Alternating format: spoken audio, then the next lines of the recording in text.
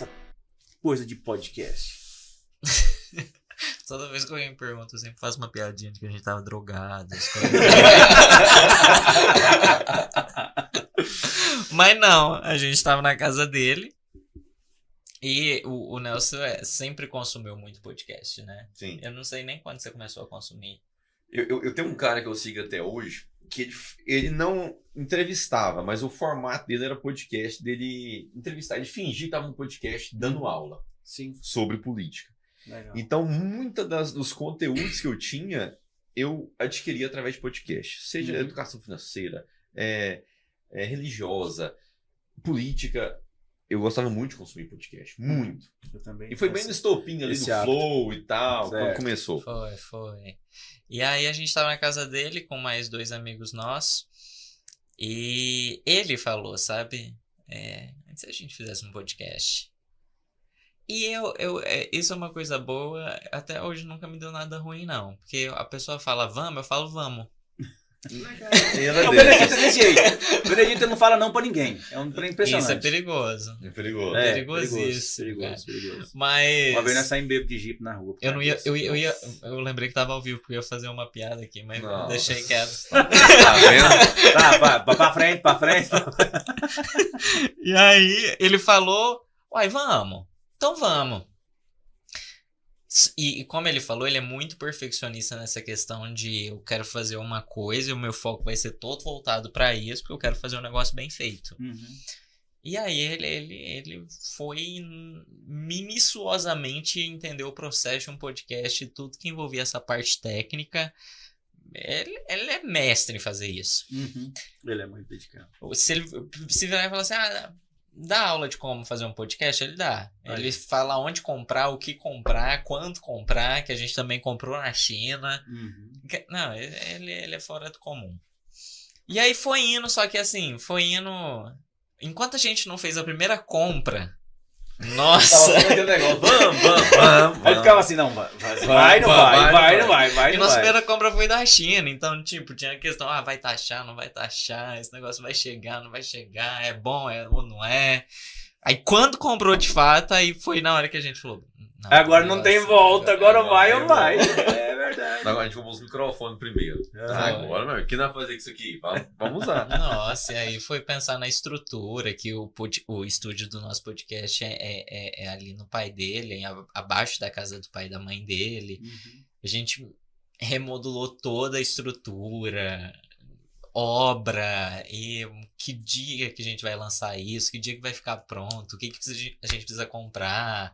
Que a gente foi comprar televisão, não tinha ar, o ar veio depois. Nossa, muito bom. A gente gravou um sem ar, as meninas da Jazz aqui, lá daquele calorão. Foi. Que a gente viu a necessidade do ar, porque não. E por que fazer gravado? Eu sempre fiquei, gente, porque eu sou doente de preguiça. Eu sou o cara mais preguiçoso do mundo. Aí o Benedito, não, gravado, caramba, eu vou sentar na frente do computador e não, vamos, é ao vivo mesmo. Eu penso muito nisso ao vivo também, a hora de se editar, pegar aquela timeline o editar é todo dele, A edição é toda dele. Bicho, pro pessoal que tá assistindo, é interessante assim contar. Vocês agora comprou câmera, mas quando a gente tá conversando, falou assim, não, nós coloca 3 iPhones, coloca os 3 pra gravar, e aí eu vou selecionando pra ver. Puta merda, esse cara é doido. Era esse o rolê. Nossa, cara. No começo, nós gastou tudo que nós tinha, né? Aí, a última coisa, era uma placa de captura, foi ao preço. Falei, não, vai ter jeito não. Vai do jeito que tá aqui mesmo, vamos fazer esses cortes tudo na mão mesmo e vai. Foi. Graças a Deus. Graças a Deus, cara. Mas o negócio do podcast, Beto, e aí um pouco mais a questão sentimental do negócio. Eu amo, velho. Eu amo escutar. Meu avô, Darcy, quando era vivo, você tava naquelas cadeirinhas de fio, de elástico. Sim. E ele começava a me contar as histórias da época que ele saía pra caçar, quando ele conheceu minha avó.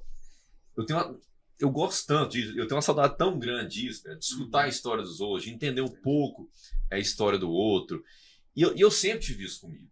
Legal. E aí, o Pedro, que na minha referência de comunicação, ele é o mais top que tem. Se eu for fazer isso tirada aqui, do Pedro é muito massa. Se eu for fazer isso aqui, é com o Pedro.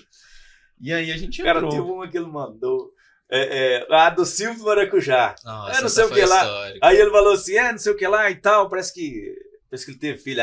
Temos aqui um transante. Menino transante. Da onde o cara tira isso, bicho? Mas aí que Pelo tá. amor de Deus. Quando a gente foi Muito montar, massa. eu falei, Pedro, você fica pela parte da comunicação e dá seu show. Eu vou atrás da parte técnica, de que microfone e tal, e câmera e tudo. Mas só nós dois, esse trem vai ficar meio bagunçado. Aí, não, nós vamos ter que pôr alguém organizado nesse negócio, que é minha esposa. Sua esposa. Ana Luísa. A hora que nós estamos lá gravando, o Pedro começa, ela já dá uma olhada assim, nós já sabemos. Esse é um dos motivos de ser gravado, entendeu? Legal, cara. Porque são 2 pontos de ser gravado. Porque facilita pra gente a disponibilidade do convidado. Certo. Que a gente se adequa ao que ele consegue, principalmente agora que eu não tô morando em Vianópolis, ficou bem mais difícil. E se não fosse, se fosse ao vivo, já teria vindo um processo.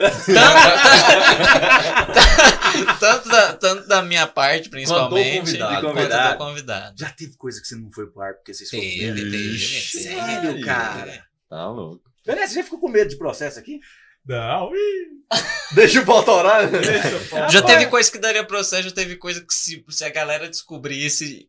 Nossa, cara. Porque, ó, pra você ver, Beto, quando a gente começou, e em alguns dos episódios a gente soltou Folha das Crianças, teve um corte nosso que já deu mais de 1,5 milhões de visualização. Foi. Caraca, Então a gente assustou, que falou, peraí, rapaz, você sabe alguma coisa que ofenda, sei lá, vamos devagar nesse negócio. Verdade, a responsabilidade é muito grande. Porque, igual eu te falei, a gente, e eu gosto muito disso, escutar a pessoa mais antiga, a pessoa mais idosa. Também gosto demais.